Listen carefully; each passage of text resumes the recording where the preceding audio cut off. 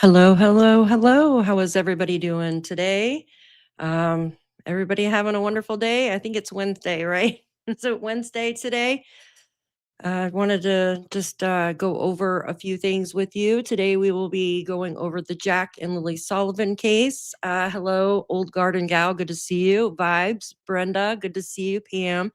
Hello, hello, hello. Justin. Hello, hello. So, hi, Miss Lynn. Good to see you up there. So, today we're going over Jack and Lilly Sullivan's case, and I've been working on like a timeline, and I uploaded it today to my YouTube so I can share it with you. I've been following this case since day one, and yeah, like editing this video for 3 days, I have a just say my anxiety is like through the roof. But I'm going to welcome everybody in, just let you all get in here. I know it's kind of a pop up live, but I needed to do it or else I wasn't going to because I don't really like doing lives. So I like doing videos better because I always think I ramble on about stuff. But hello, welcome in. Hi, Anastasia. Good to see you. Adele, thanks for being here. Cindy, hello, hello. And Tony, good to see you. Crazy gal, thank you. That's me today. I'm crazy gal. Brian, hey, good to see you. Elisa, good to see you. Ariel, hello, hello, hello. So I found this. Hi, Miss Robin. Good to see you. Hope you're getting your rest. So I found this. I'm just going to go through this crime. It's called Crime Timelines, and it's just like a timeline document that somebody had made. It's amazing. So good to see you. As you guys are welcoming in, we're just going to go over this, and then we're going to go over to YouTube. And well, you guys are already on YouTube, but I'm going to show you the video that I've been editing. Hello, Emerald. Good to see you. Good to see you. Oh, it's been a week. Just want to like vent for a minute. Like I like with my personal life, I've been having health problems to the point my back is so bad. Like I'm afraid like I'm not even gonna be able to walk in like a year. It's so bad. With that and then kids and animals and house stuff. I feel like there's like not enough time in the day anymore. Like I wake up and I'm constantly like, my phone, I'm trying to work and do videos, edit them, or decide if I want to go live, and then just everything. It's crazy. But hopefully I can just chill out with you guys today. Hi, Christina Alaska. Good to see you. Thanks you guys for being here. Thank you, thank you, thank you.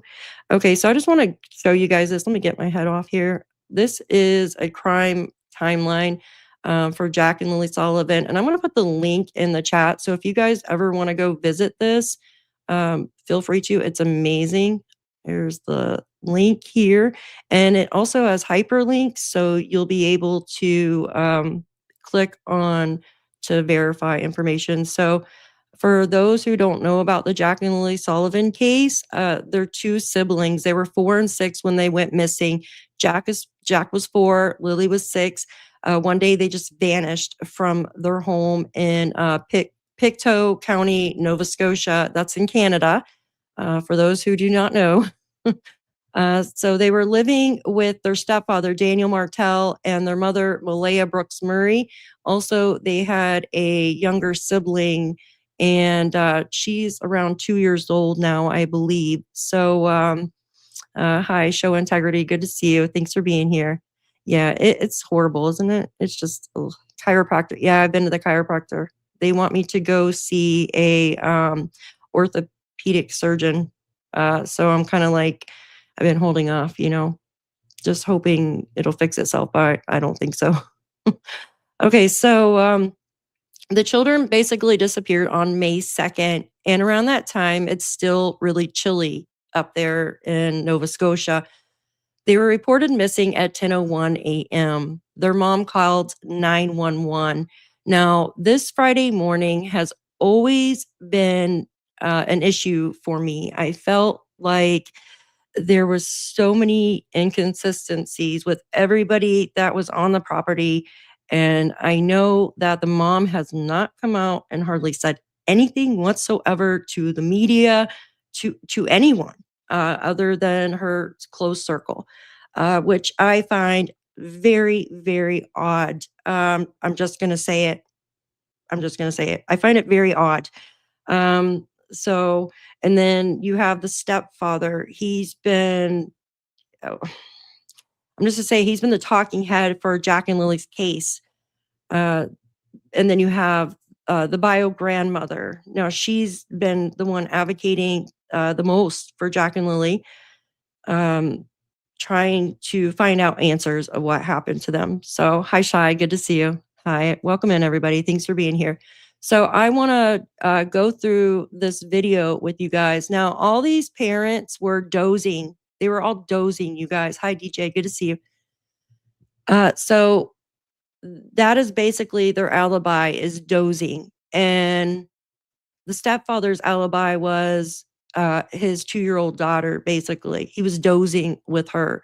So just, ironically, they don't take their phones. They're all dozing. It's ridiculous. So let's go over here. I'm going to bring you over to the video.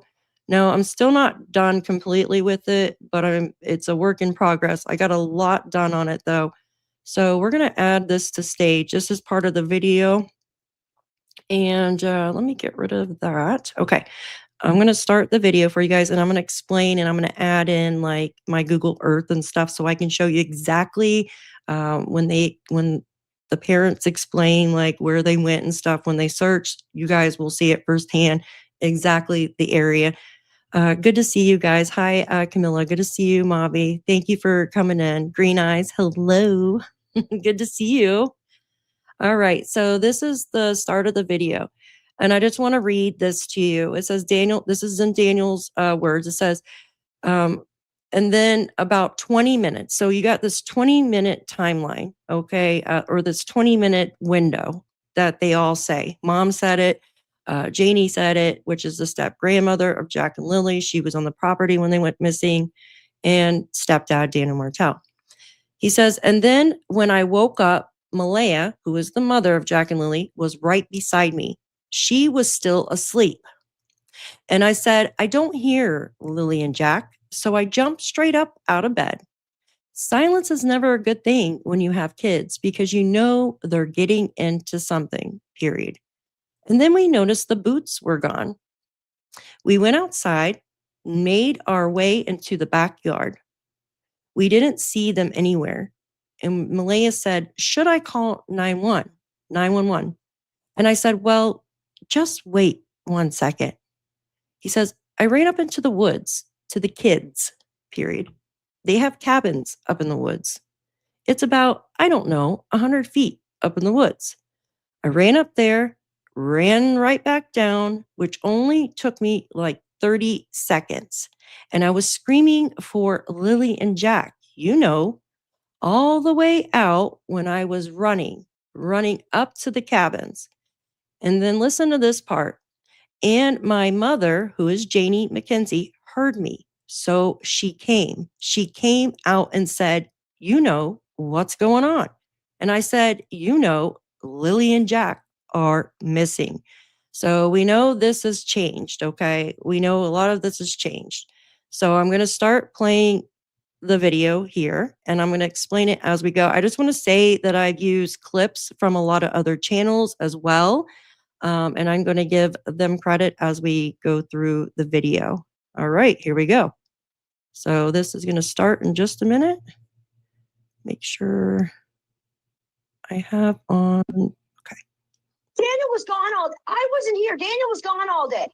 I was gone on the bike all day searching.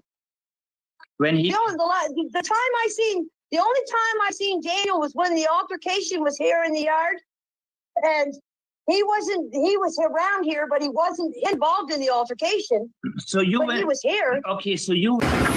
Can I clear? I just want to stop it for a minute. So the creator that was asking her, he was asking her about Friday morning.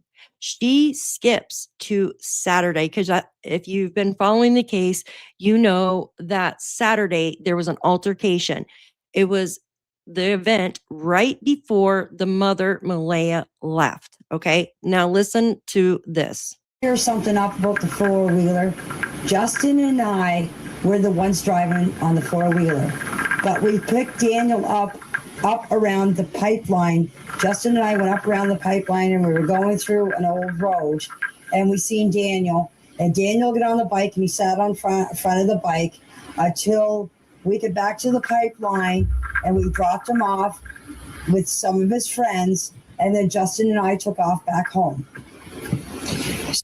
So right there, basically, she just told the creator, okay, I think his name is Mike. She just told the creator that she didn't see Daniel whatsoever because she was talking about Saturday, even though Mike was asking her about Friday. She was talking about Saturday.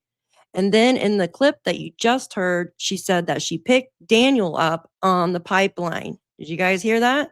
So Daniel was on the bike, sitting on the front of the bike. So there was me, Justin, and Daniel on the bike. When the cops got here, Daniel came down. He came. Daniel was up at the road here when the cops got here. And when he drove down the road, the cops were already in the yard, and he parked the car over here at the next person's property. Did you notice? The cops were already here when he came down from top of the hill. Did you notice wet clothing on Daniel? now listen. Daniel was gone I wasn't here. Daniel was gone all day. Okay, so she's mixing up Friday and Saturday because the wet clothes. Remember, if you remember in the beginning, Daniel said he searched the stream, he searched the culverts, he searched everything that he could actually search. Okay, now listen. I was gone on the bike all day searching. When he, The only time I seen Daniel was when the altercation was here in the yard, and he was around here, but he wasn't involved in the altercation. so you But went. he was here. Okay, so you went back into your trailer while the cops were showing up. You were back in your house, right? You were back inside, right? When the cops showed up here, I was coming down from the woods. Where Okay, so I want you to look at, it says May 2nd at 10:19 a.m. So there was definitely a call, okay? There was definitely a call she was able to answer the phone 1 minute and 2 seconds. That was to her brother, okay? There was a call right here.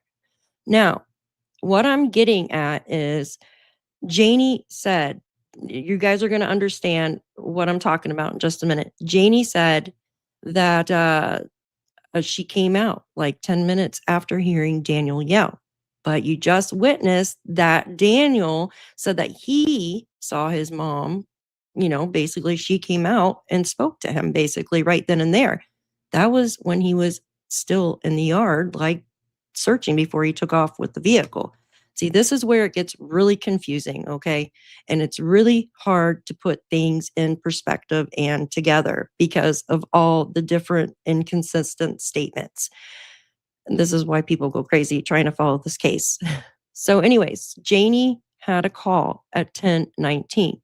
If Janie didn't come out of her RV until around 10:10, how the hell did she walk I think it was a little bit over a quarter mile in just a few minutes? It doesn't make sense.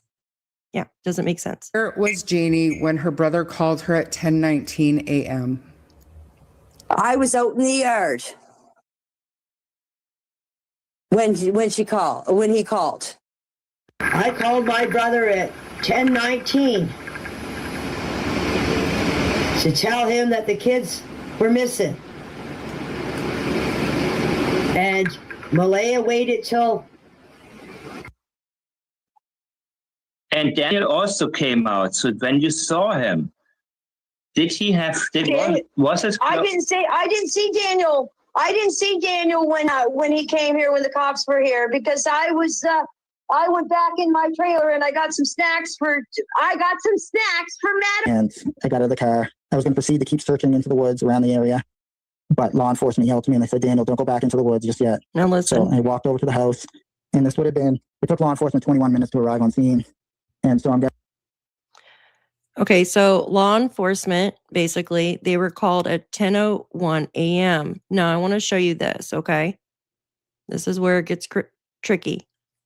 Daniel said that he didn't actually, or he said he spoke to his mom that morning, but Jeannie said no. Okay, so this is actual Malaya's 911 call. Okay, it lasted for about 10 minutes. So how I was trying to figure it out before was I was like, why is Jeannie confronting Malaya when she's on the phone with 911? Well, if you think about it, Janie must have came out around 10 a.m. or 10:10 a.m. or 10:11 and spoke to Malaya when she got off the call with 911. So this is like squeezing her little timeline, like where she went and searched even less and less and less, right? Okay, let me remove this. If you guys don't understand, I can explain it over again. Hi, Jeffrey. Good to see you. Thanks for being here. Hi, Brenda. All right. Guessing by the time I got there would have been 10:22 maybe. So they were just walking down and started to gather around Malaya. So I came over to the house and I didn't want to, overstep my bounds because Malaya was telling them what was going on and stuff. So I didn't want to interject with that. So I came down, I was talking to Mom, and they told me not to go back into the woods. So basically, he said that he came over and he was talking to his mom, but Janie denies that. I came out of the trailer after I heard Daniel, about, I'd say, 10 minutes after I heard him. I come out of the trailer. I opened up the door. Oops, let me pause that. Okay. So it says right here, this is Daniel's statement, okay? He says, and my mother heard me, so she came out and said, what's going on? And I said, Lilly and Jack are missing. But yet Daniel, like, you were already gone, because if this was like 10, 11, 10, all right, when Malaya already got off the phone with 911, you said you were already gone searching on Landsdowne Road. Was standing here. Malaya was standing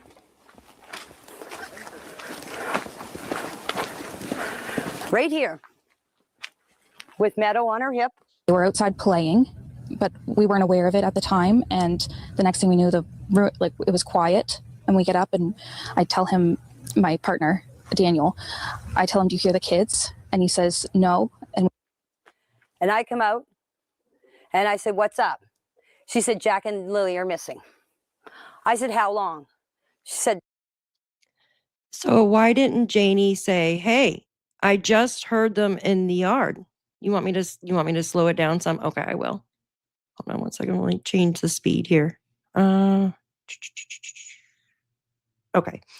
I slowed it down a little bit. So basically, why didn't Janie come out? Okay.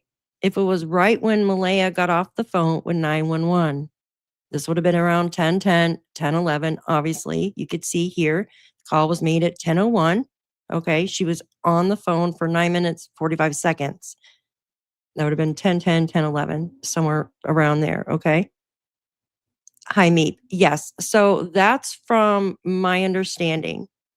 But Daniel's saying in the beginning that she had come out earlier. See, it doesn't make sense. It's like 15 different stories, guys.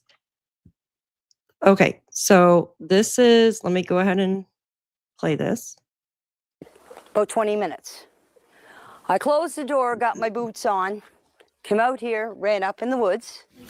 Just right up here. The kids have a little fort that they made out of sticks and fir branches, and that's where they go. You can see them and hear them. We went for walks in the woods. I had to practically carry Jack through the woods because there was no way that he was walking through all that tree falls and bushes. I did this whole area. Okay, so can you see how Janie's walking? She has a bad back or a bad hip or something. Hi, darling, good to see you. Like me, okay? Like I walk like that because my back sucks. You know what I mean, you guys? Okay, so I actually did basically a graph on, a 60-year-old woman. She says she's 60. She's got a heart issue, obviously, and she's obviously got a hurt back or something. You just tell by the way she walks. And we could see how, like, the freaking terrain is nuts. I mean, there's down trees everywhere, guys. Like, it's just a mess. It's a freaking mess. You can't just haul ass, okay? And then if you remember correctly, you guys, there was a downed tree. Do you guys remember the downed tree? Thanks, Adele. Thank you. Do you remember the downed tree? I'm going to show you in just a moment. Okay, so I put Janie in here because a 60-year-old woman with her health issues, okay, with heavy brush going through that area that I'm about to show you. Not to mention, she stopped and spoke to Daniel. Do you remember that? This is what they both said that they spoke to each other at the top of the old road. Remember that now, okay? So you have starting from 10:11 a.m. Janie went inside, grabbed her boots, grabbed her jacket, and then she headed up into the woods. Okay? I'm going to show you. I did a check mark next to that. There's an old road up back. When I got up to the end, to the top of the hill, I met Daniel. Up at the top of the hill, I can hear people when they go up that road. My dog lets me know when they go up that road. And the only one that goes up that road is usually my neighbor, and he has a really, really noisy truck. Believe me, a really noisy truck. So we know when he's coming from miles away. But no one has any reason to go up that old road. There was a tree across the old road. So the only way anybody could get up that road is an old road if they walked. The RCMP cut the tree out of there so they could get up to search. So there's no way anybody's going to walk up that old road. Well, you did, Janie. You did. And I said to him, I said, did you find them? He said, no. He said, you coming with me? I said, no. I said, I'm going to search this area. Oh gosh, my maps is upside down. I didn't realize it did that. Okay, I'm going to just pull up my Google Earth real quick so I can exactly show you what she's talking about. Just give me 1 second to pull it up. Like I said, when I was editing it, it was, oops, let me put the address in real quick and show you exactly where Janie walked and where her and Daniel actually met. Okay, so let's go here. Let me get rid of that. Okay. This is what we were told. Now, she said she went up this way by the kid. The kid's little fort thing is like right in this area. So she must have walked up, and she says she went on the old road. So through this area. So she said she met Daniel at the top of the old road, which should be right here, right? That's the top of the old road, right, guys? Now, did you hear what she said? She said, Daniel said, are you going to search with me? Well, Daniel, you just drove up this road. So didn't you look when you were driving up to see if the kids were there? I find it quite interesting that they didn't look in the actual woods. All they did was do like the trail and the road.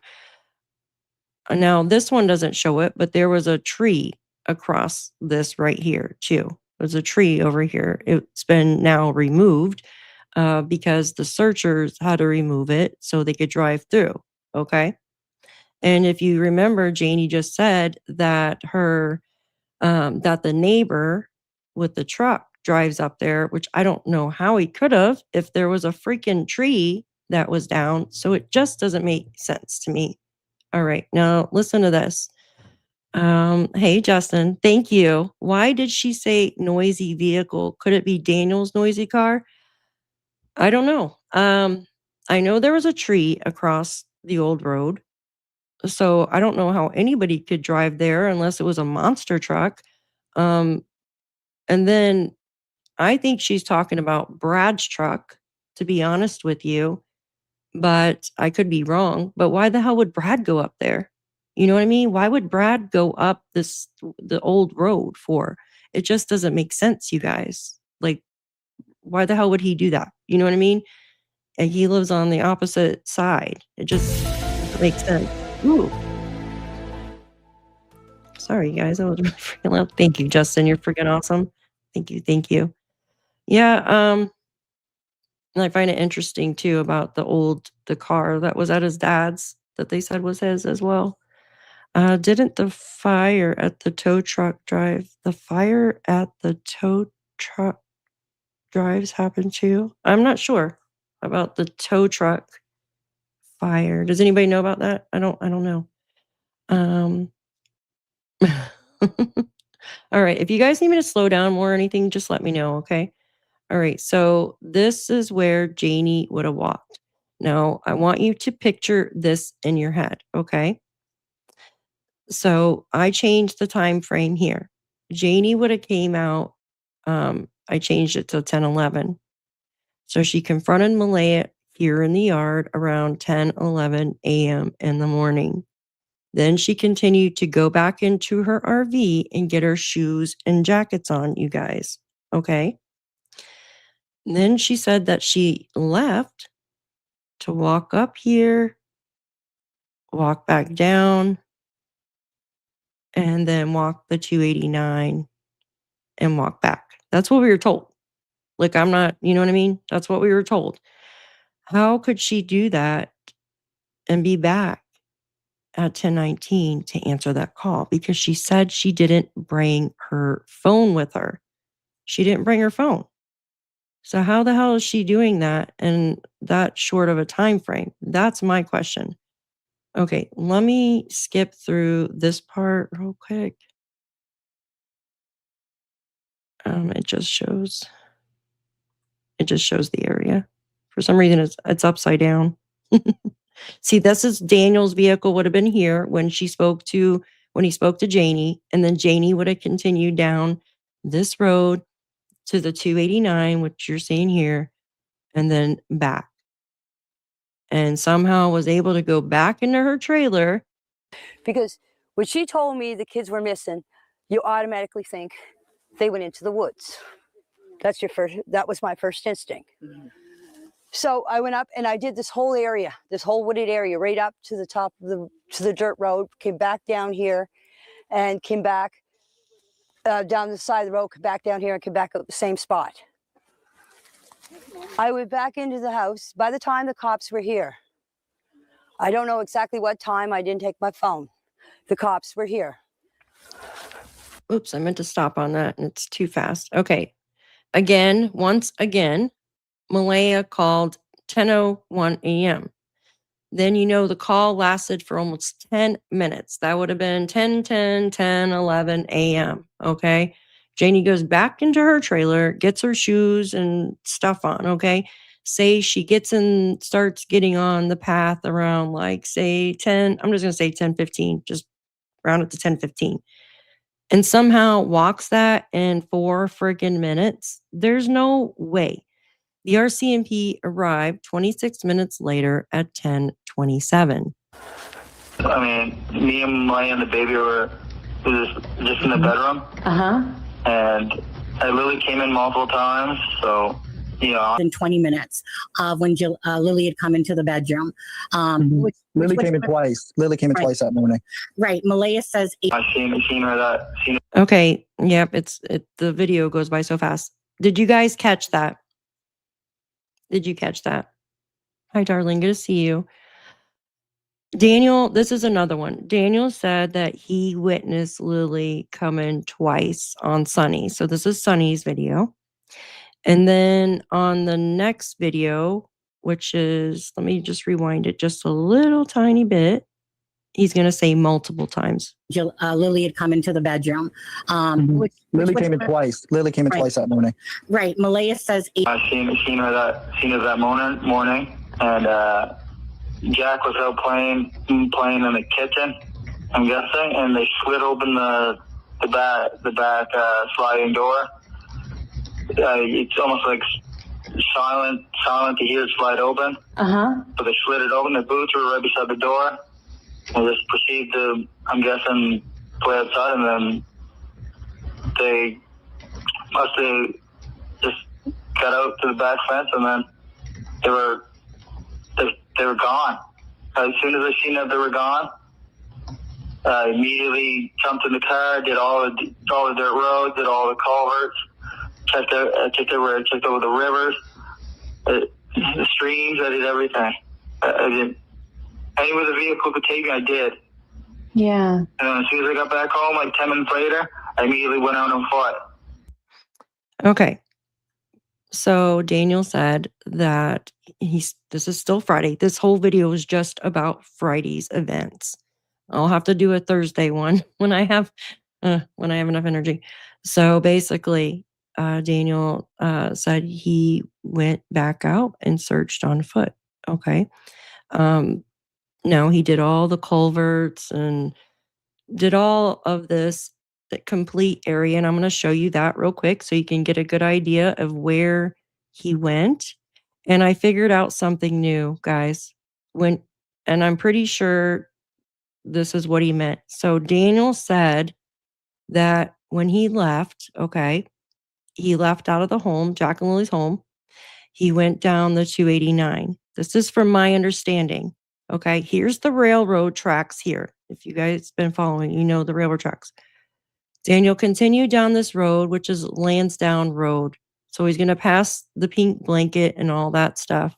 Okay, he's going to continue from my understanding. See, I always wondered, I'm like, where did Daniel turn around at? Where did he turn around at?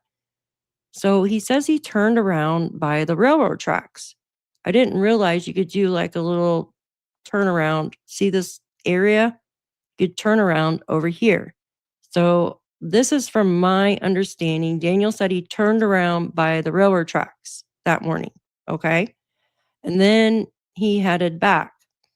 And somehow, okay, so he went down there and looked, because the thing is, guys, if he turned around by the railroad tracks down here, okay, it wouldn't make sense. It wouldn't make sense because he said that he was driving and he passed the blanket and passed where, all that's because he was talking about the blanket wasn't there at that time. So it has to be down here where the railroad tracks connect, like cross over the road. And then he comes back, okay, passes his dads and uncles and all that. And then he said around 10:09 is when he passed where the blanket was. He said that was not there. And he entered to go search at 10:05, and then he almost exited around 10:09 a.m. and then went through here, okay, past good old Bradley Wong's, that's what he said, and now he's changed it to go up McLeod Road, and getting out. Oh, I almost forgot to tell you. He stopped here at this one spot that has a little walkover. I'm just going to say a footbridge, okay? So remember, he said he checked all the culverts, all the little bridges and all that stuff. So there's one there. So he stopped there. He must have stopped here because there's a little footbridge right here. That's where the sticker star was actually found. And then he continued his way up towards where McLeod and Gairloch Road actually meet. He then says he comes back down, okay, and then somehow was able to drive up here and meets Mom at the old road, and then somehow comes back. Our CMP were there, so he parked right there. Does anybody have any questions? Thank you, old garden gal. I appreciate you. Saw Lily, but no one knows what she was wearing. Yes, bingo. Exactly. Why are there so many games about the clothing? Especially if the children were in the freaking same clothing for the last couple days. It just doesn't make sense. Like, I don't get it. And then also, didn't Daniel want to see the Dollarama's security footage to see what kind of clothes they had on? Like, all three of you adults actually witnessed these children in the same clothes for the last couple days. How do you not remember what they're wearing? It just doesn't make any stinking sense. Thank you so much. I appreciate you. You rock. Thank you. It just doesn't make sense, you guys. Somebody asked, where is the quarry located? Whether it got water or just rocks. You want to see where they're at? Okay, so you have one right down here, okay, off of Landsdowne Station Road. Where is that little bridge at? I think it's right here. So you got one right here, Landsdowne Station. So right there. And then you have one right here. I think there's also one on Larrig Road as well, if I remember correctly. So those are the two little footbridges that are there. He said he searched them all, so who knows? All right, let's go back to the video real quick. 1 second. And that one part was the decibel, I believe it's called. The pink blanket found Friday. When was the pink blanket found in the garage? In the garbage, Monday. I believe they took it out Monday, which is very weird, Cindy, because if it was in the tree and found on Friday morning or around 4:00 p.m., why did they wait so long until Monday to actually get the blanket out of the bag? It's just very odd, right? How about mine shafts? I don't know. I don't know if he searched those, hon. I really don't. Okay, let's hold on 1 second. I know there's some mine shafts still open over there too. I thought they were all closed, but there's a few open. So the officers got here. So all I can tell you is from what I told you, my brother called me at 8:48. We talked for 2 minutes, 59 seconds. After that, I laid down. My dog barked because Lilly and Jack were here where the swings are. I have a board up over my window. I did not see them because the board was closed. The reason I have a board up over my window is for the wintertime to keep the draft out and for the summertime to keep the sun out. I heard them Friday morning. I swear on a Bible. Better than that, I swear on my father's grave. I heard them Friday morning. So the kids were here Friday morning. After that Friday morning, I get up at 6 o'clock. I sat here and played on Facebook. I sent a thing to my brother at 6:24, and then 7 o'clock, I went out and I did up the chickens, and I came back in. I sat here. I played on Team U, which is the worst thing you can get addicted to. And then my brother called me at 8:48, talked for 2 minutes and 59 seconds. He asked me if I was going to town. I said, no. I said, I'm staying home. I'm going back to bed to have a sleep. I went back to bed. It wasn't long after that. I can't tell you how long. I laid there for a little while playing on Facebook. I dozed off. I heard the dog bark. The kids were outside. I heard the kids. And then after that, I didn't hear nothing. Everything just went completely silent. And I don't know how long after that, I heard Daniel yelling for the kids. I figured he was yelling at the kids to get inside. Okay. I'm just going to read this to you guys. So I'm going to start right here. It says, okay, again, and then we noticed the boots were gone. We went outside. This is Daniel. Made our way into the backyard. We didn't see them anywhere. And Malaya said, should I call 911? And I said, well, just wait 1 second.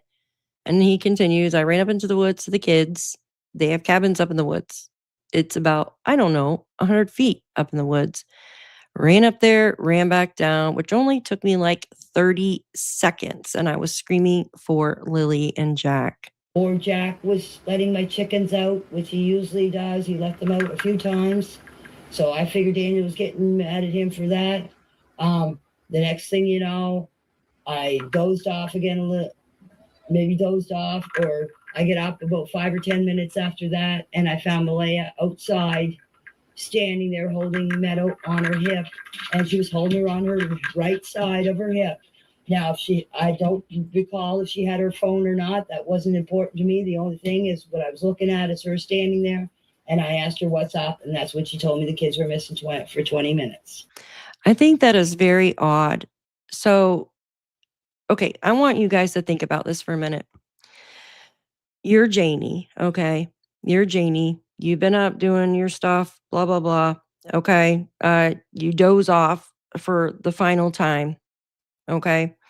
And you hear your son out there screaming for the two children you just heard not too long ago. Okay. You hear him screaming, Jack, Lilly, as he's running up towards the kids' little forts because the kids' little forts are actually in eye shot, okay, or earshot. And actually, she could probably see the kids' forts from her RV, okay, through the front window. Now, imagine, okay, why wouldn't she get up right away then? Why, like, wait, 10 minutes? Because if you remember, Daniel said in one of the clips, I'm going to play it here shortly. He says he's pretty sure Malaya, okay, was still on the, well, he said three different things. He says Malaya was still on the phone with 911. He says, oh, maybe she was texting, or maybe she was on speakerphone with them. That's his words, okay? So you hear Daniel screaming. Why wouldn't you get up right away? Why are you going to wait like 10 minutes? It doesn't make sense. Okay. Why are you going to wait 10 minutes after hearing him scream? You're going to get up right away because you're going to be like, what the hell is going on? Okay. You're not going to wait 10 freaking minutes until 10, 11 a.m. and then go out. And that's the first thing you notice is Malaya standing there with the baby on her hip. Like, you just heard your son screaming for two children. Why are you going to come out? And that's the first thing that startles you is her standing there. And then not to say, hey, yo, I just heard the kids. See, this is what I'm talking about. This is why we think they're all lying. And I'm not kidding. When I say all, that's 1, 2, 3 adults. Okay? Sorry, it's true. All right, let me play the rest of this. That I cannot tell you. I did not look at my phone at the time. I just know that after I heard the kids, I dozed off again, and then my dog woke me up. I can't tell you the time in between, but I know that when I left here, after I seen Malaya standing out there and asked her what was up, and she told me that Jack and Lilly were missing, and I said, how long? She said about 20 minutes. After that, as I said, I came in, got my boots on, and I went up the hill, and I met Daniel, as I said, up the top of the old road just above my RV. So if you look at the map or the aerial view of my place, I don't know if it shows you or not, but if you look at an aerial map of it, you will see an old road just up the top of the hill here. So when I get up at the top of the hill, I seen Daniel, and I asked him if he found the kids yet. He was in the vehicle, in Malaya's vehicle, and he said no. And he asked me if I was going with him. I said no. I said I'm going to search this area here, and I walked my property. The thing is, why are you're just walking the trail and the trails, okay, and the old road back down to the 289. Daniel just drove up from the 289, okay, up the old road. But you got to think about this, guys. That tree was across the road, so he could have only just went straight. He couldn't have went over that tree. He couldn't have made a left to go over the tree, okay? So it doesn't make sense. He could have only went straight up the road. All right. So wouldn't she had said, hey, Daniel, did you see the kids as you were driving up here to meet me? You know what I mean? Like, hello. Line plus a little bit more where my RV and the trailer is up to that top of the road. I I walked up there, walked around along the old road and down, and came around by the 289, and then came back up the same spot, and that would be where the kids' little forts are. Oh, and just to let you know, whatever I'm saying to you is what I told the investigators, exactly the same thing of what I heard. And I even went and kind of instinctual, you want to do that, right? Right. I'm going to pause it for a minute. Thank you so much, Shy, for the little star jewels. I appreciate you, hon. Thank you. So this part is where Daniel talks about his Friday events as well. I just want to make sure it's not, why not be in the woods inside that perimeter? Yeah. So, well, Daniel goes on to say later on that kids and animals take the path of least resistance. So maybe that's why. I don't know. It's very odd.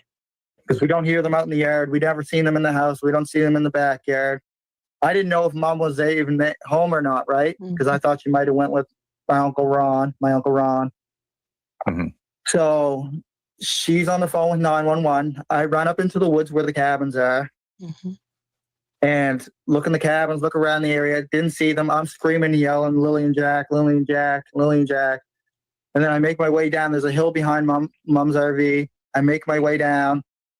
And Malaya's standing there. I'm not sure if she's still on the phone with 911. She might have been on speakerphone. Kind of looks like she was messaging. 3 things. I'm not sure if she was still on the phone. Kind of looks like she was messaging, speakerphone. Very strange. So Malaya's still standing there, okay? He said it took him like 30 seconds last time when he went up to check and came back down. Okay. And then now he comes behind his mom's RV. But she might have been on speakerphone with the dispatch. And so I say, I'm jumping in the car. So I ran inside. I tried to go in through the front door. Door's locked. Ran through the back door, the back sliding door, got into the house, grabbed the keys off the end table. Because there was 2 sets of keys, right? And I didn't take my phone. Exactly what time I didn't take my phone. The cops. Just wanted to deposit right there. He didn't take his phone, and neither did Janie take their phone. Okay. Hi, guys. Welcome in. Hi, Sherry Lynn. Good to see you, my dear. The thing is, there is spotty service out there, okay? You remember Janie talking about having to drive up the road to use a service. So I'll show you exactly in just a minute where the cell phone service is. Also, I have a question. If you found Jack and Lilly out in the woods, how the hell do you know ahead of time that you're not going to have cell phone service? That's my question. Right? Like, wouldn't you bring your cell phone? I don't get that. We're here. Well, I don't remember taking my phone because there's no service out there anyway. Not like I can use it. Okay, I'm going to show you on this map. Can you guys see this map, or do I need to pull up my Google Earth? So from what I know, there's 4 spots that have cell phone service, okay? Just these 4 spots that I know of, that I've been told. I'm sure there's other spots out there that have cell phone service. You know what I mean? Okay, so for instance, we're going to start right here. This is at the tip top of McLeod and Gairloch Road, the 289. There is a cell phone service here. That is what I've been told. Actually, I think Janie said this in one of her things that she did. Oops, right here. Okay. Now, there's cell phone service right here on this Matheson West Road, I heard. Now, I don't know if it's 5G, but there's cell phone service there. Now, if you remember, we were told by Brad Wong that these are the stops that Daniel actually took that night, which would have been early Friday morning after midnight. and of course, Larrig Road. I know for a fact there's cell phone service here because one of my girlfriends that used to live there, she went there and did like some video footage for me last year. And then also, so Larrig Road, and then down here by the mailboxes, or I think it's mailboxes, which is down here by Landsdowne Road, there is cell phone service. So how did they, and if you think about it, those areas is exactly kind of where he went. Hi, Joyce. Good to see you. Good to see you. Thank you for being here, hon. So for instance, he went to the Tip Top, he went up McLeod Road to the 289. He would have had service there when he was searching. He passed the Matheson West Road where the Lansdowne Lake is when he was coming back searching. There would have been cell phone service there. Did he get out and actually walk around the Lansdowne Lake? I'm curious of that morning. There's also cell phone service down there at the Lansdowne Road, okay, where he went first that morning. Just saying. So I left my phone on the end table. I'm pretty sure I left it on the end table. Investigators would know that for 100%. So grab the keys, ran up to the Nissan Pathfinder, and that's when I started to search the dirt roads and the culverts, right? So I went up Lansdowne Road, and I already told investigators this, but that blanket was not there in that tree. Which direction were you heading? That would be when I'm coming out the end of the driveway, and I'm going right toward Lansdowne Road, over the tracks, and then hanging a hard right. So you were coming the direction that would have been visible to you, and you didn't see it. Yeah. I'd be going. Right at the end of the driveway. I take a right. I'm going up the road. Cross the railroad tracks, and then the right up of the dirt road. Yeah, that's Lansdowne Road where the blanket was found.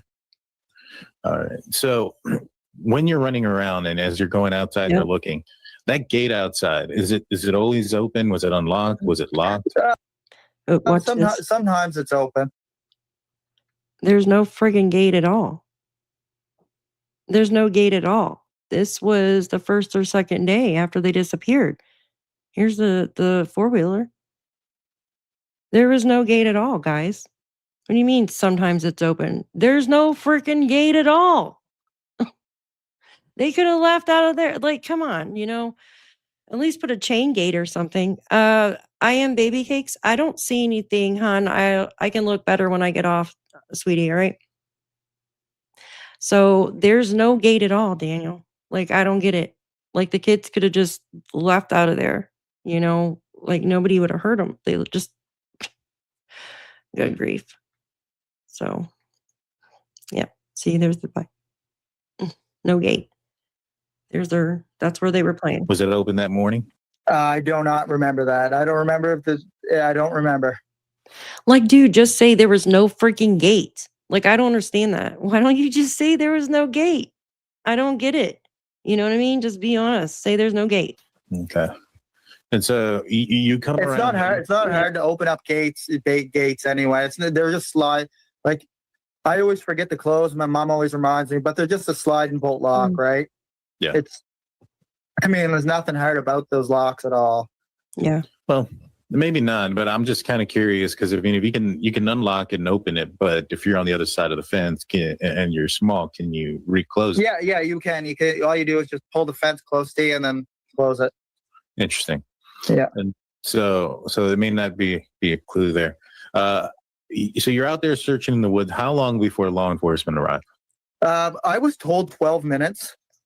Okay. But then when I looked at the documentation and, asked questions and dug further, it was 22 minutes, I do believe. 26 minutes. You even looked at the documents and it's still 26 minutes. I mean, maybe he just can't remember off the top of his head. I mean, I'll give him that. You know what I mean? Like, I sometimes can't remember shit off the top of my head, or I do, and then I forget like right away. But yeah, they arrived 26 minutes later. And were you at the house when they arrived? I was actually when they were arriving, I was actually coming back to the house in the car. and I couldn't park in the driveway because RCMP just stopped in the yard, right? Okay. Because they were just starting to walk down and talk to Malaya. So what I did is I parked the white Nissan Pathfinder, because that's the car Malaya owns, the 2017 Nissan white Pathfinder. Like, why are you telling me that? And I parked over on the right-hand side of the marsh, going toward Landsdowne Road. There's a marsh that's right beside the house there. Probably can pull that up on the map. There's a little driveway that's right beside it. It's about 100 feet from the house. Okay. Around here? Yeah, that's actually the marsh. And there's a little driveway right on the left-hand side right there. Yeah. That's where I parked the Nissan. That's where I parked in the white Nissan Pathfinder. Look, there's Justin. Okay. And then when I jumped out of the car, the RCMP yelled at me from in the yard, right? Because they could see me clearly. Yeah. And they said, Daniel, don't go back into the woods. Oh my God. So at that point, I didn't go back into the woods. I walked over to the house and I went down and I was talking to my mother. As soon as I got back home, Okay. So let me just, basically at the end, he says, I didn't go back in the woods. I walked down and spoke to my mother. Well, we just went through that in the beginning. She said that, well, she really wouldn't answer it, but she moved to Saturday, basically saying she never seen Daniel at all. But then she said that they picked him up on the pipeline. So, and we know that he picked his friends up Saturday to come search. Okay. Anyways, he just said that the RCMP were there. He just told, this was the Drunk Turkey show that I just played that clip of. He said that, hi, Arcady, good to see you, hon. He just said that the RCMP were there when he showed up. Now listen to this clip. 10 minutes later, I immediately went out on foot. Okay, let me just rewind it just a little tiny bit. 10 minutes later, I immediately went out on foot. So he's talking about actually getting back. So when he gets back from searching the woods and stuff, then he says he immediately goes back out on foot. Now I'm going to play it again. I didn't go back into the woods. I walked over to the house and I went down and I was talking to my mother. As soon as I got back home, like 10 minutes later, I immediately went out on foot till the officers got here. The vehicle surveyed all the areas, many dirt roads, many culverts as it could, and waited for the police to get there. Can you tell me the 3 inconsistencies that he just said? First, RCMP were there. He wasn't allowed to go out. The second one I played, he said he immediately went out on foot after he got back. And then what did he just say on this one? It's like in threes, like 3 different.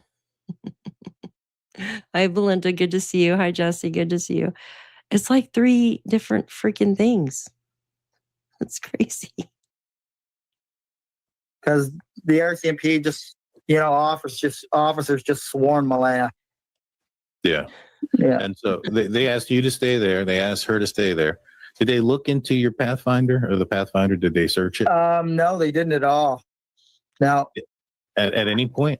Not that I know. Okay, I want to pause it there for a minute because I don't understand why any of them vehicles weren't taken. And I mean, maybe they were, we just weren't told. Taken and the black boxes taken out of them. Why do you guys think that? Hi, Brandy, good to see you. I want you to put in the comments below, why didn't the RCMP take the vehicles in question and look at the black boxes? Is it because they're not they don't know what they're doing? I don't think so. Is it because they don't believe a vehicle was involved? Is it because they know what vehicle was involved at that point? What do you guys think? The quad? What do you guys think? I want to hear your opinion. You think they're slack? It's hard to see that. It's very hard to see that because I mean, you have 2 children and you searching. Okay. Even if you don't take them within the first couple days, after you've already searched, what was it? 8 kilometers out. Okay. Within the first week, wouldn't you take those vehicles because it's not a criminal case? But they have more leeway though with the missing persons. We have matching nails. I just know matching nails, fingernails. Chewing them all the time. You know what I mean? Incompetence. You think so? They did, I'm sure. You think they did? Yeah. I think that the RCMP have so much more info than we have. Oh, yeah. Oh, I agree with you on that. Absolutely. I think they knew which vehicle, but all vehicles should have been tested. Okay. In my opinion, maybe they didn't take that stuff or tape anything off because they think or thought it was the kids lost. Okay. Yeah. That's that. Please, if you're smoking bowls in the bush, no vehicle involved. Okay. Thank you. Wouldn't they need search warrants? I don't know. They took, well, I mean, this is the U.S. They took Annie and Tomaso's car and Nancy's. I mean, they were cooperating though. So they didn't really, yeah. The whole, yeah. They failed in the beginning and Daniel was stuck. Did anyone hear about Daniel having a car stuck on the pipeline that day? I've heard stories about it, but I can't verify it. There's just so much stuff. I don't think they checked the vehicle that Daniel had crushed. You don't think they checked it?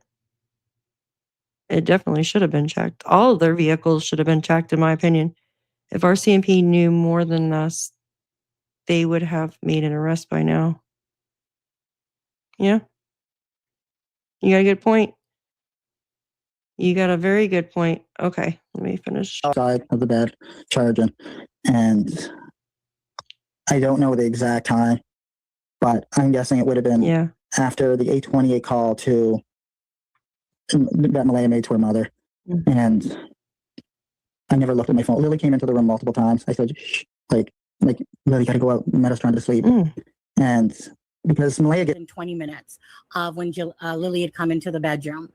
Hold on 1 second. Verified that they took the car, Darlene? I'm confused. So they did take a car? Or are you talking about it being crushed? Or are you talking to somebody else? Yeah. Older people need a lot less sleep. Never known anyone of Janie's age to sleep. I've never heard of so many 3 adults sleeping so much in my life. You know what I mean? Like no job, just sleeping all freaking day. That's crazy to me.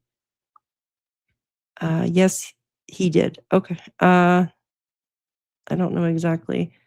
All right, give me 1 second. Lily came in twice. Lily came in twice. Lily coming in twice. Right. Malaya says takes the kids out for school every day. Like, right? Every day they go to school, Malaya gets them out. And I lay in bed with Meadow because at that point she was just a little over a year old and I wanted Meadow to get as much sleep as possible, right? Because when the kids are getting out for school, they're loud and they wake up Meadow. So I would lay in bed every day. I didn't work with Meadow and me and her would sleep while Malaya got the kids off for school. I didn't know the kids were being marked absent that day. And then that came to a shock for a lot of people because I don't really openly talk about it. And I don't know if investigators want me talking about it, but I didn't know they were being marked absent that day. And so when I thought Lily, I never seen Jack that morning. I heard him out in the kitchen. We can talk about that in a moment. But Lily came in multiple times and she would just, come in and open the door and that woke me up 2 times. Can someone please explain to me like why he says Lily came in twice and then he changes it to multiple times? Like several times, multiple times is definitely different than just 2 times. Okay? It's not the same. So I don't understand that.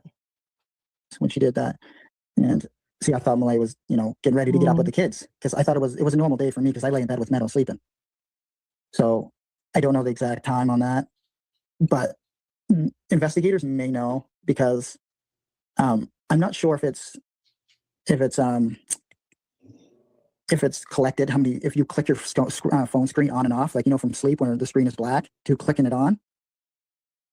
Do you understand what I mean? This is Charmaine Channel. That's a very strange question.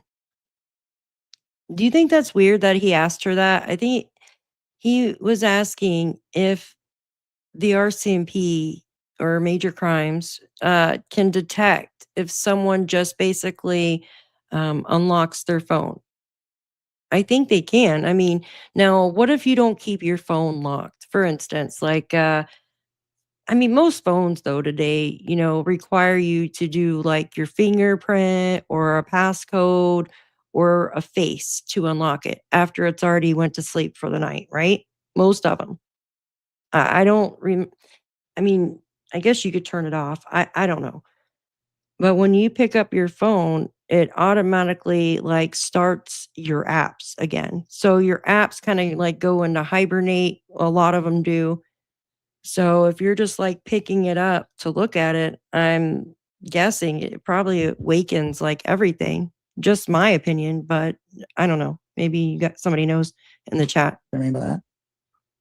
I do, and I believe that They may be able to track it. Yeah. They They may be can, able to they track the absolutely amount of times or track the actual time it clicks on.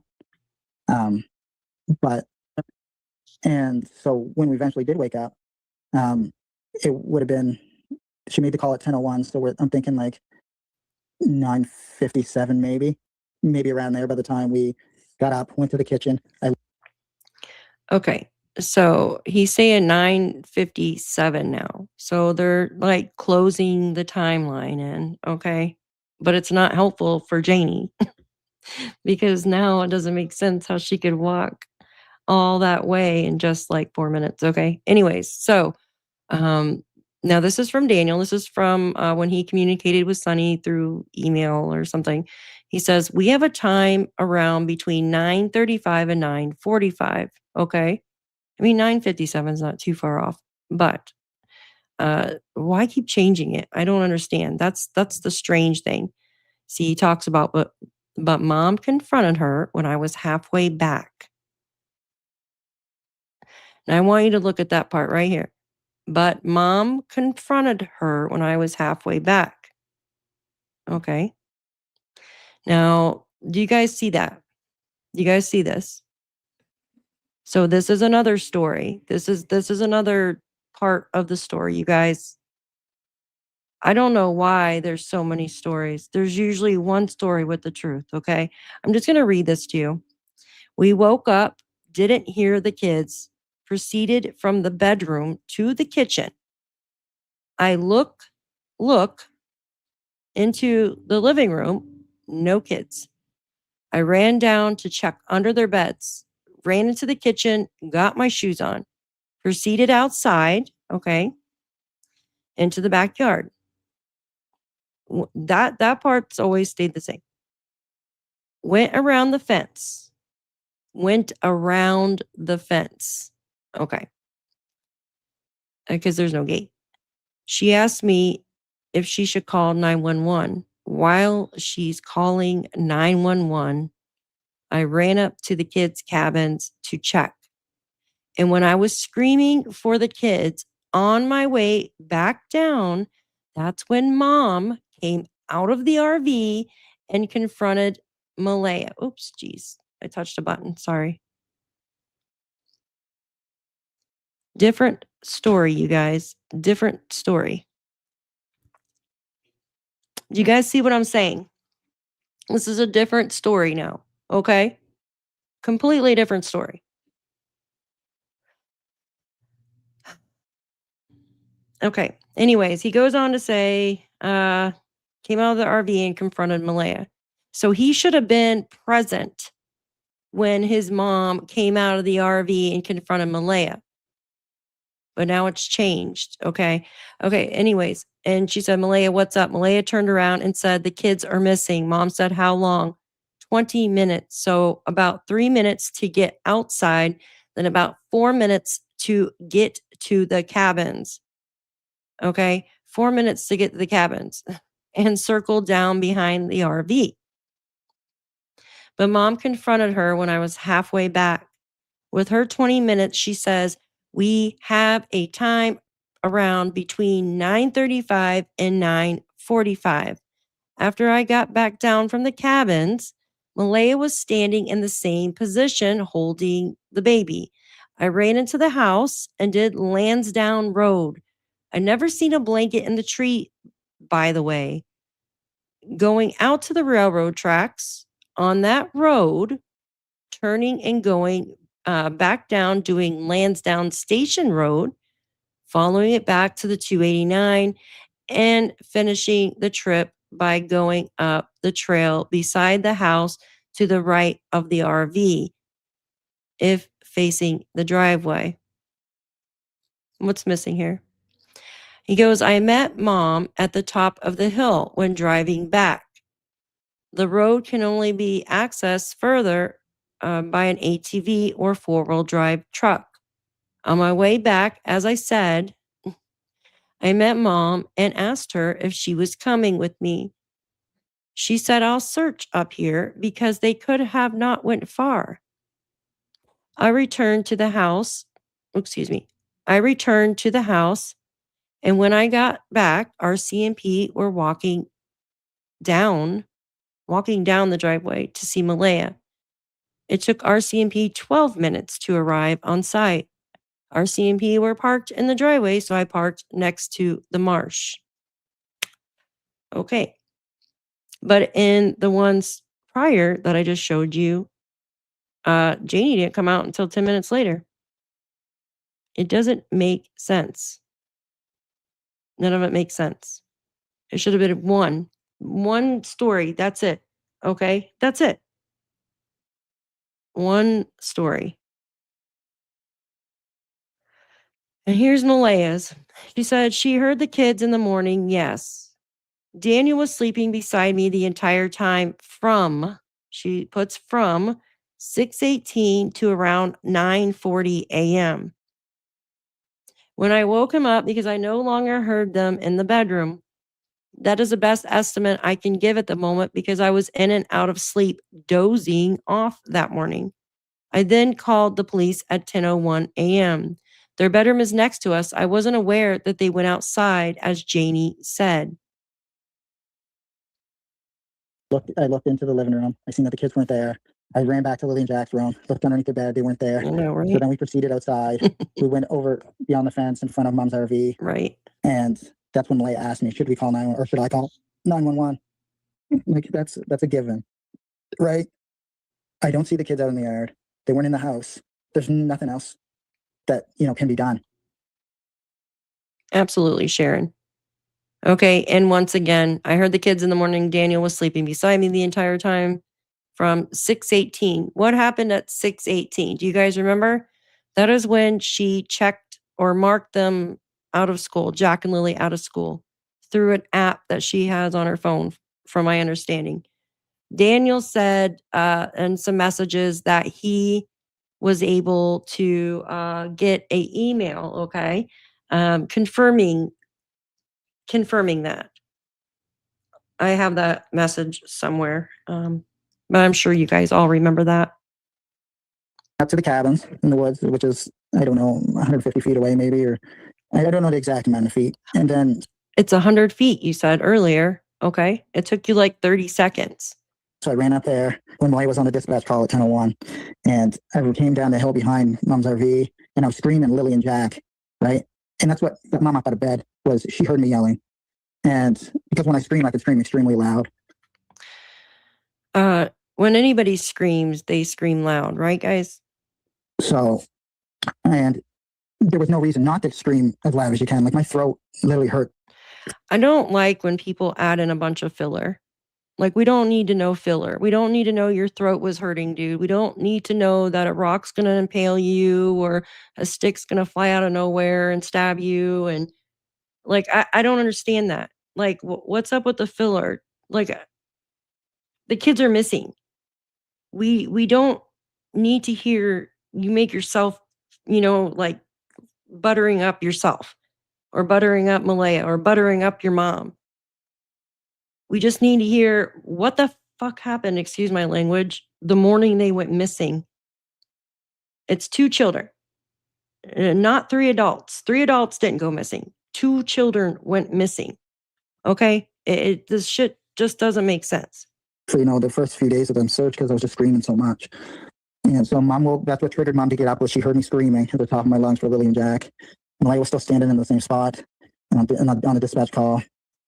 And So I ran by Malaya, ran into the house. I said, I'm going to go jump in the car and go get the keys. I got the keys, ran in the house, got the keys, tried to go out through the front door.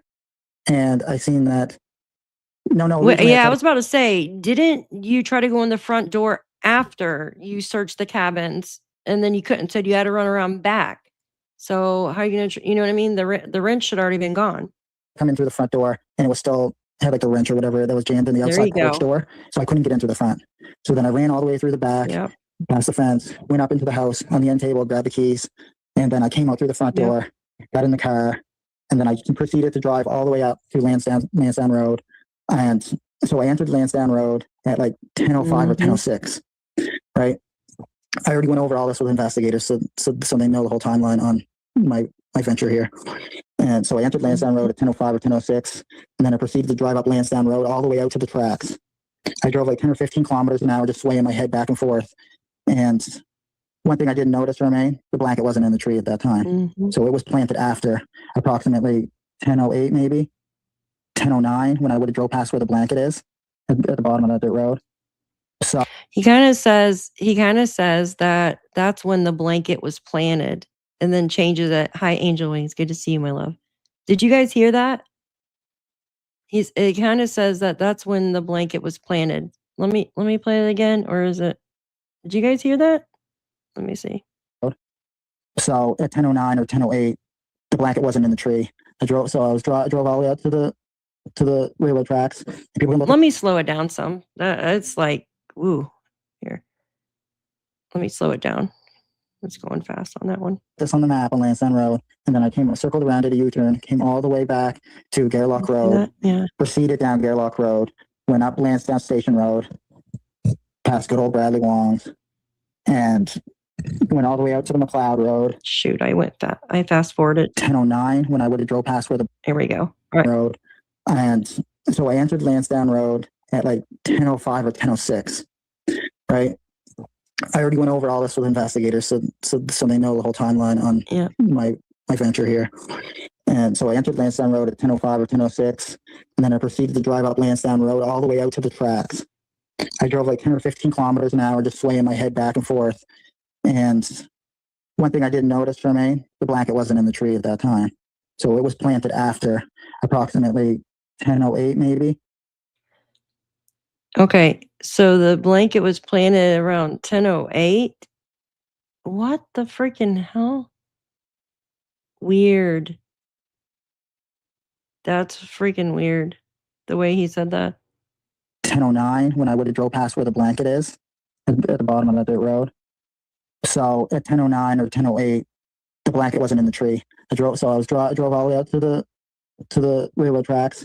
People can look at this on the map on Landsdowne Road, and then I circled around at a U-turn, came all the way back to Gairloch Road, proceeded down Gairloch Road, went up Landsdowne Station Road, past good old Bradley Wong's, and went all the way out to the McLeod Road, came all the way back down Gairloch Road. But on the way, I stopped at every bridge and culvert and jumped out and looked inside because I thought the kids might be playing in the water, because kids always take the path of least resistance. So they're always going to stay on a road or a path. They're not going to just travel straight through the woods where it's... Oh, good call, Dodie. Good call. Well, also, he says he wears a watch on his arm all the time. That's what he said to DT, that he always has a watch on his arm. Maybe he had it on, who knows, but he didn't bring his phone, obviously. But yeah, how did he know the time? Good question. Does he sleep with the watch on his arm? You know what I mean? Timing himself. Yeah, how does he know so precisely, but yet can't remember if the kids were outside Thursday night? I haven't gotten a Thursday yet. Like, I still have to do that one. But it's such a mess. Hard, right? Because the structure and anatomy of their limbs, they're required to take... structure and the anatomy of their limbs. That's just very weird. Did you guys hear that? He says the structure and the anatomy of their limbs, talking about Jack and Lilly. That's creepy. Sorry, it's creepy. Path of least resistance, meaning that they have to walk where there's a trail because they can't overcome branches and logs and stuff like that. They have to do what an animal does. They save the most energy they can, and it's natural to do that, to stay on a path. So I thought they would just go on the roads. That's why I did that. Came down Gairloch Road. Sorry for that little bit of an explanation, but I wanted to get that out of the way there. Came down Gairloch Road, arrived at the house, and the RCMP were at the very end of the driveway. They were in the driveway, so I couldn't park there. I didn't want to block them in. I didn't want to block law enforcement in. So I drove to the other side of the marsh. People look at the map. On the other side of the marsh, there's a little driveway thing. So I parked there, and I got out of the car. I was going to proceed to keep searching into the woods around the area. But law enforcement yelled to me and they said, Daniel, don't go back into the woods just yet. So I walked over to the house, and this would have been, it took law enforcement 21 minutes to arrive on scene. And so I'm guessing by the time I got there, it would have been 10:22 maybe. So we're just lost. Daniel, you have the documents. They showed up at 10:27. Like, even I know this. Like, I know your statements. Like, I've heard you've been speaking since May 2nd. Like, I've heard all of your statements. I remember it all. Okay? Like, I remember their statements better than I remember what I ate yesterday, because I've been following this case so closely. Like, how do you not remember what time they showed up on the documents? Like, I don't understand that. It just doesn't make sense. And yes, yeah, he's very precise, like going through the timeline in certain areas. But when it comes to like other, like Thursday, lack of details, okay. I don't know when Jack and Lilly came inside, yet they were supposedly outside with you. I mean, your mom even clarifies that they were outside playing. Okay, so it's just crazy. There are clear picture of backyard. The fence is not complete. No gate. No, yeah, I showed it earlier. No gate. That was the second. I think that was the second day. Came down and started to gather around Malaya. So I came over to the house, and I didn't want to, overstep my bounds because Malaya was telling them what was going on and stuff. So I didn't want to interject with that. So I came down. I was talking to Mom, and they told me not to go back into the woods. And so I was down there for maybe 10 or 15 minutes. And then a guy dressed in military gear, it could have been military gear or the uniform of a dog handler, because they both use very similar dark military green. It said Oliver on his back. And that guy told me, he said, Daniel, you're free to go back into the woods. So I jumped the back fence and I continued to search behind the house. Friday makes him very nervous. Hi, cool. Good to see you, hon. You could tell when someone gets nervous because they like get choked up. I just call it getting choked up. I love that. I love that. Daniel speaks like a politician, okay? Like, they have a lot coming out, but nothing makes freaking sense. Seriously. Like, a lot of filler. Like, stuff that he should go be a politician. Seriously. Because he's got a lot of words coming out, but none of it freaking makes sense. The gift that keeps, I love that. Thank you for making me smile, darling. I love that. Yeah, it is disturbing. It is very disturbing. Because, I mean, and just from editing this little tiny bit for the past 3 days as I'm doing other stuff, okay, I'll tell you, like, like my anxiety and stuff from it, it's crazy. Because I'm like, wait a minute, no, I heard this, and I know I have that clip somewhere in this folder or my phone or something. So I was trying to find it, and it's just, it drives you insane. Like, I'm sure other creators, obviously, that are following the case feel the exact same way, because it feels like you're trying to make sense of like a maze. Like, you're trying to get out of a maze. It's crazy when it just says wrong turn. I don't know if many people know that story, but it's fully out there and open now. Not a lot of people, believe me when I said, like, I searched the roads and everything beforehand. They thought I was gone for hours, and I took the kids away. That's completely false. I was only gone for 17 minutes or something, or of that nature, just enough. Okay, Daniel. Okay, you said in one of your statements, okay, he said he was only gone for 17 minutes or something. He said, okay, guys, listen to this. Let's figure this out for a minute. In one statement, he said to DT, he said that Malaya, well, he said 3 different things. He said that she looked like she was already off the phone, and then she was on speaker, and then maybe she was texting. So that tells me right there that you're trying to fill in your timeline, okay? And then in another one, he says that his mom was already out of the trailer, okay, because they spoke.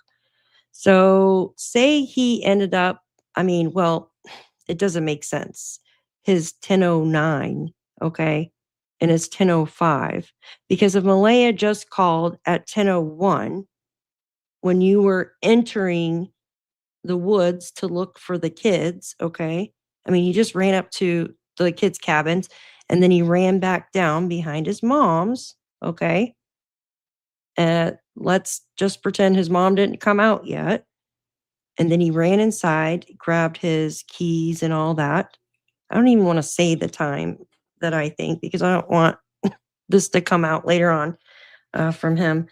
But anyway, so by the time he gets in the vehicle and all that, it would be past like 10:05, because if he was entering the woods when she called at 10:01, it's obviously going to take like a minute or so to walk around.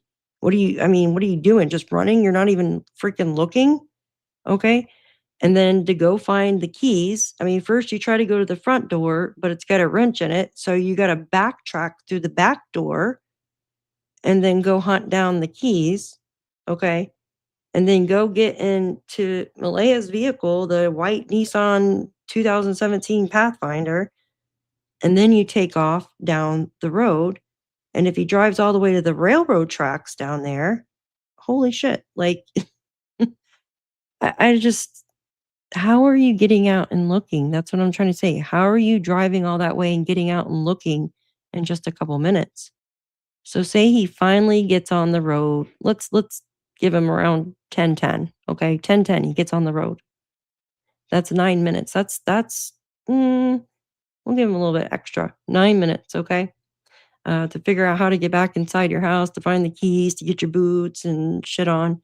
Okay, get your clothes on, and then take up and drive all the way down to Landsdowne Road, down where the railroad, where I showed you guys, where the railroad tracks and the road cross, past his dad's, and then drive back up and then go all the way up McLeod Road.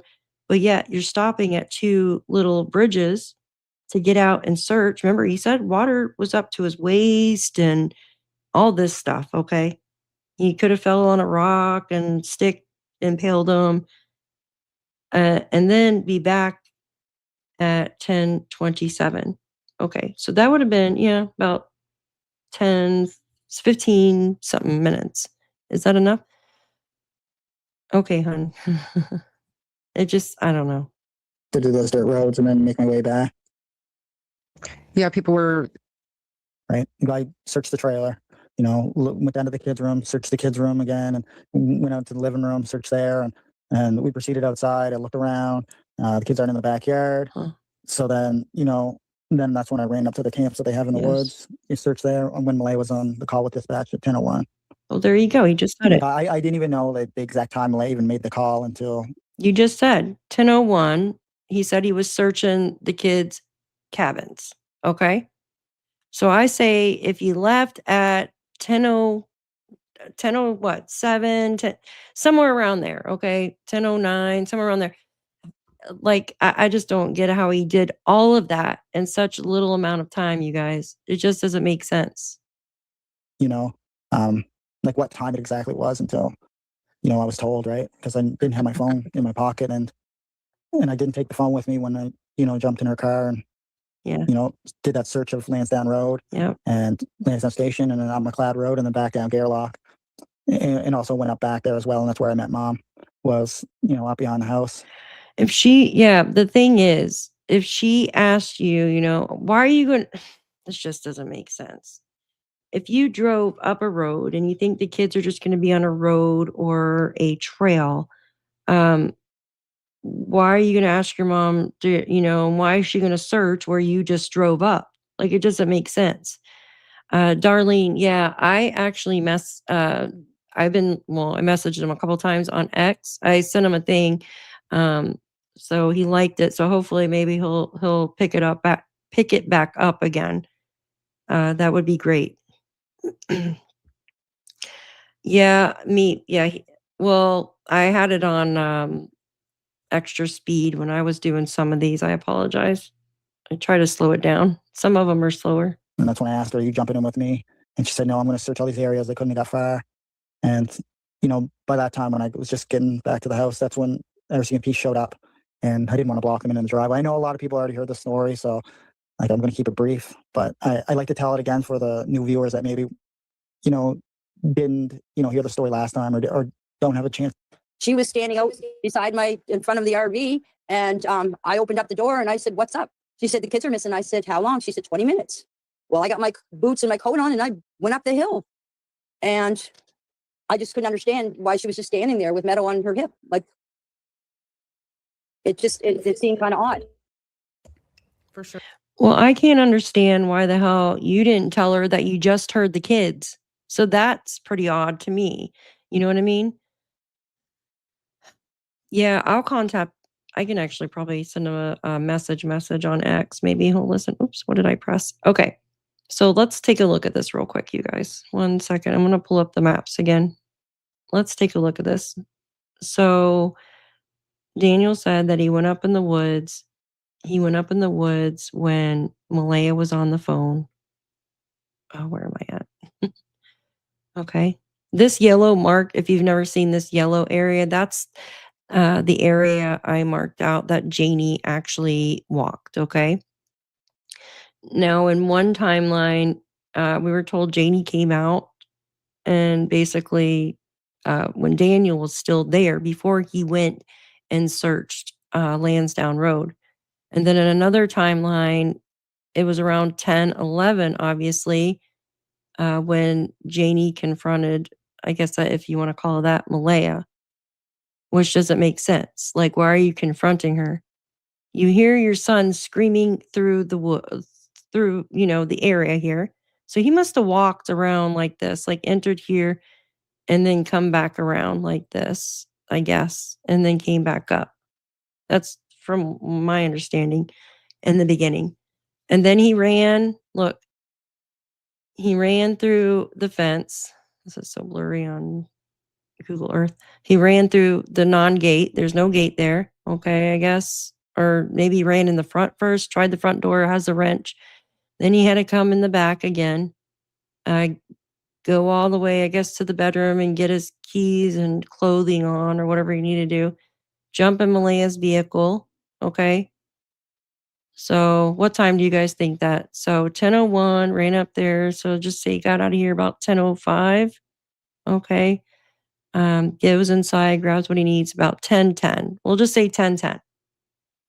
And then he heads down the road here to Landsdowne Road. Does that sound about right? So here's Daniel driving around Landsdowne Road, makes a right. And then, of course, from my understanding, he went down here, right here, and turned around where the railroad tracks. You could do a little U-turn right here where the road and railroad tracks cover or go over. So he turned around there. So what time could this have been? Like 10:20 already? You think? Or 10:15? So 10:10. Let's say 10:15. We'll give him the benefit of the doubt. Okay. And keep in mind that the RCMP showed up at 10:27, you guys. Just keep that in mind. All right. And then he continues back. He's saying 10:09 here, but that can't make any sense because it just doesn't make sense. Okay. So keep on going. Okay. And then remember, he stops here and checks this little footbridge with water in it. Okay. The stream, the river, whatever that runs there. Okay. And keeps going down Lansdowne Station Road. He said he checked all the bridges and culverts. There's another bridge area here from the Middle River. Okay. and continues up here. Okay. He said he checked everything. Did he stop and check this lake?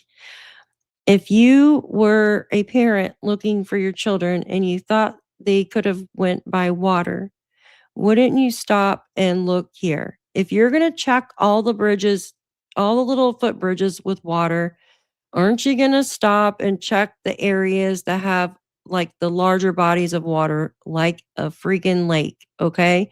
Or like the ponds here at the closed KOA. Okay? Are you going to check these ponds and all that?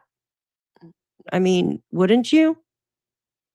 And then he says he heads back here and pulls up here and asks his mom if she's going to search with them. And she says, no, I'm going to search down this way, the same way Daniel just drove up. It just doesn't make sense to me. Also, wouldn't they have heard? So if Daniel backs out of here, okay, think about this. The police are already there. Wouldn't they have heard the sirens? I'm pretty sure I heard Janie say that she could hear the sirens at one point as she was walking back. So wouldn't they have both heard the sirens coming to the house? That's my question. Oh, are you making me dinner, Darlene? I'm so hungry too. So it's just so many questions, you guys. It's a lot of questions. I'm still working on that. I do want to give credit where credit's due. I used a clip from Nova's. I used a clip from Sunny's, clips from Charmaine. I used DT's and the decibel, I think. And maybe that's it. And maybe CBC for the Malaya clip. Those are the clips I used in the video to make this video. It's crazy. But it's still work in progress. And I'll probably have to take a day off till I do more of it.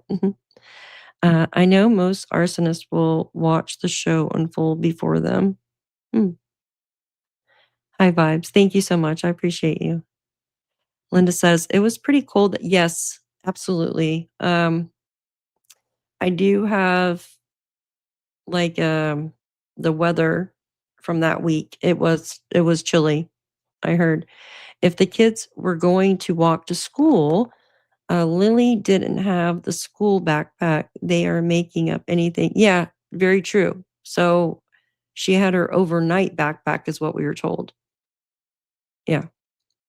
You know, I thought that at first. I thought, well, maybe they tried to walk to school, but then I'm like, well, Lily's was old enough that she would know I could just see her, okay? Because she probably acted like a little mom to Jack, okay?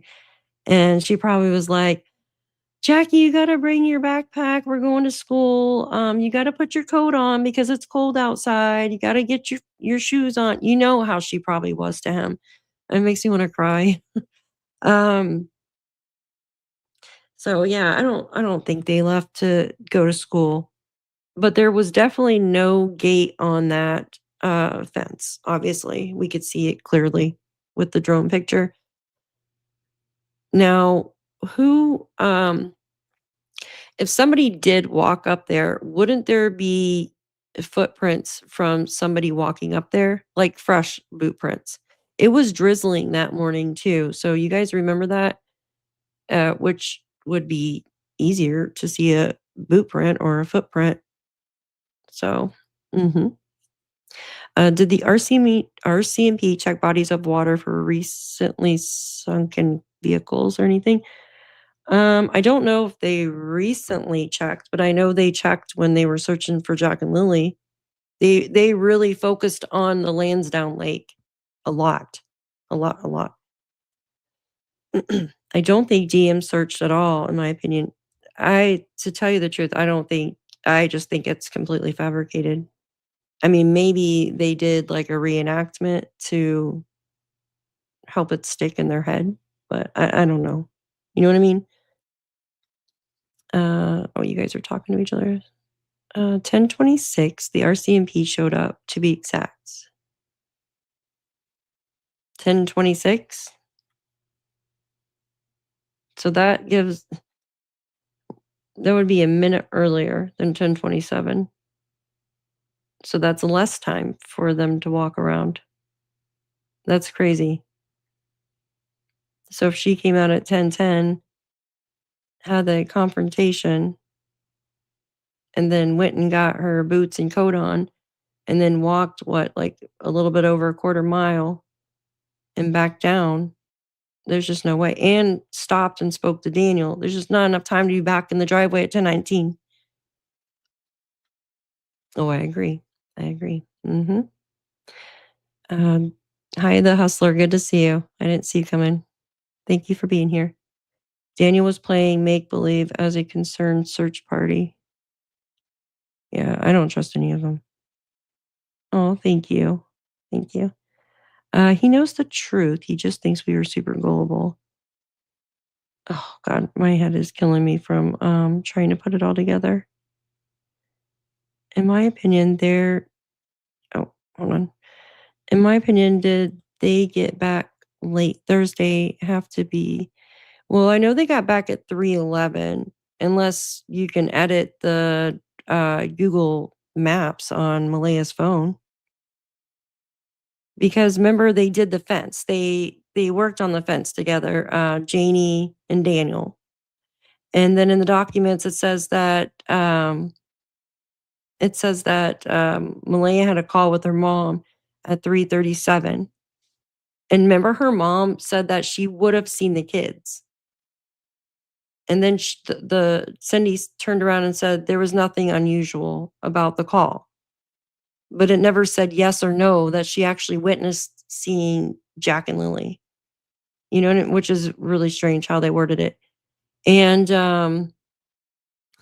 if the children were outside, as Malaya said, then how the hell do you not? And well, Janie said that too. She said that she came out of her trailer that day, or out of her RV, and when she did, Jack said, "Look, I found a worm. I found a centipede," and she said, "Good boy." And Lilly was supposedly standing behind Jack. Okay, from my understanding. That's crazy. So crazy. I wish I could see. Yeah, I'm almost done too, guys. Thank you for being here. I gotta go rest my brain. Janie driving her ATV would destroyed any footprints. Yeah, I agree. You can tell there's a lot of ATVs that are out there. You could see all the tracks and stuff. Good night, Belinda. Thank you so much for being here. In my opinion, that whole backyard in front of sliding door and driveway should have had lots of. Yeah, I agree. Also, you would think if the children went out the sliding door, okay, and I know children, they use hands to close the sliding door. And I think Daniel even said that they would both close the sliding door when they would and use their hands. Wouldn't the RCMP actually check for prints on the handle and the glass to see if anybody else touched it? Wouldn't they get fingerprints off there? I don't know.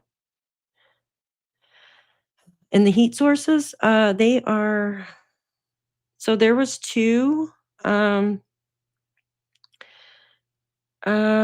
think the oil, wasn't there the oil drums? There's heat sources here, okay, from my understanding. And I believe they were from a swan or something, from a ceramic swan, I think it was, from my understanding. Oh, thank you, Cindy. Yes, I do. Calgon, take me away. In my opinion, it sounds like Dee went for a joyride trying to convince everybody that he was looking for the kids. Yeah, I think all of them came up with some crazy story. To tell you the truth, I don't know. It just doesn't make sense to me. I couldn't imagine being someone working on this case. I'd probably lose all my hair. Wasn't it stated that when the call to Patty happened, the kids were playing outside? Not sure. I just know it said that she would have seen the kids. But yeah, you would think, because like it said that they went outside as well. So I'll have to look that over. I don't have the documents up with me right now.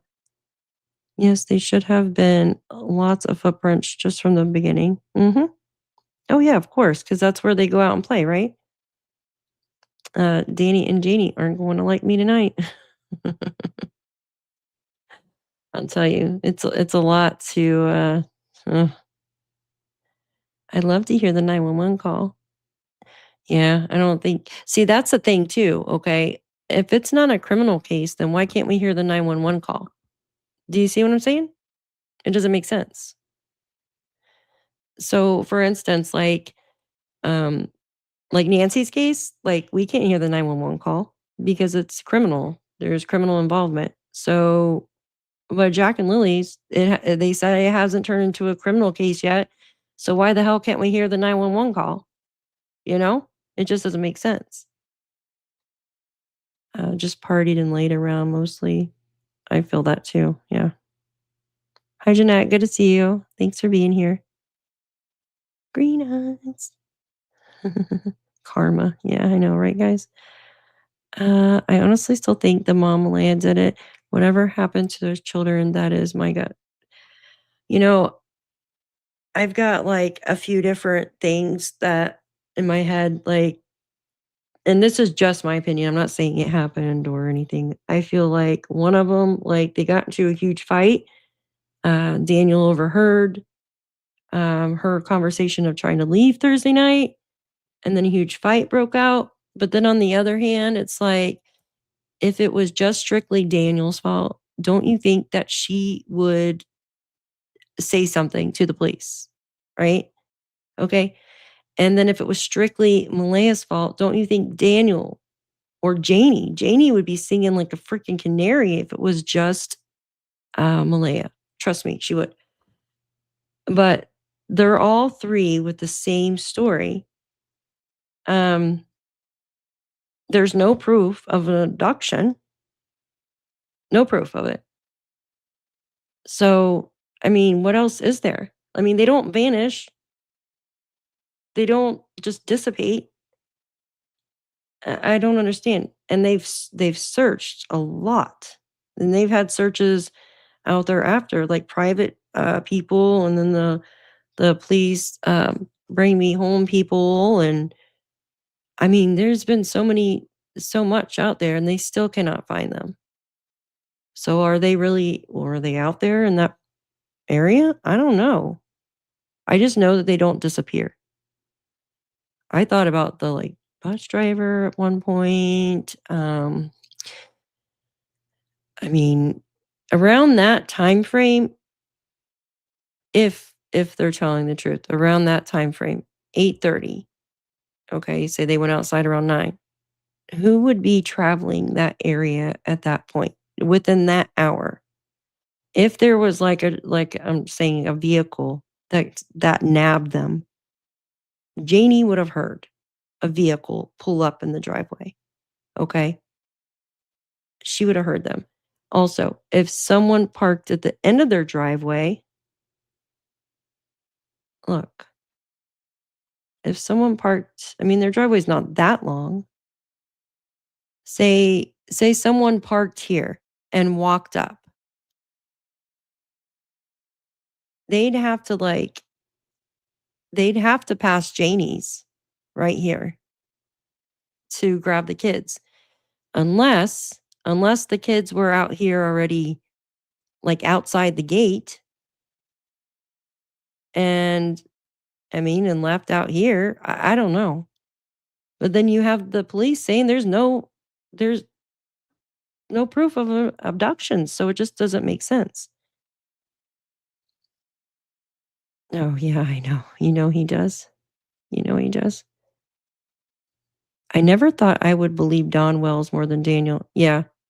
Yeah, right. It's crazy. Well, I thought Sebastian Rogers' case was like really screwed up. Like, I'm like, "Are you freaking kidding me?" You know what I mean?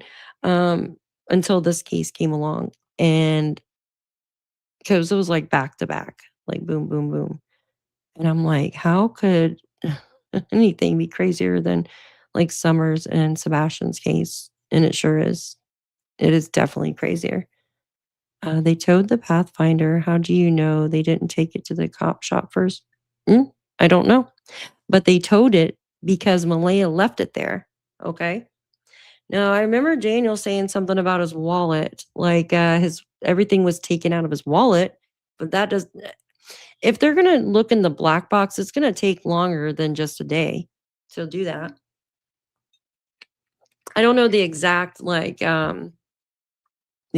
time frame, but it's gonna take longer than that. Justin, do you know how long it takes for them to search a black box for a vehicle? It's gonna at least take a few days or a week. Canada don't release 911 calls. What? That's horrible. Are you serious? That's bullshit. That's bullshit. And you know all the dispatch that came out from Jack and Lily's disappearance, it's no longer available anymore. You know that?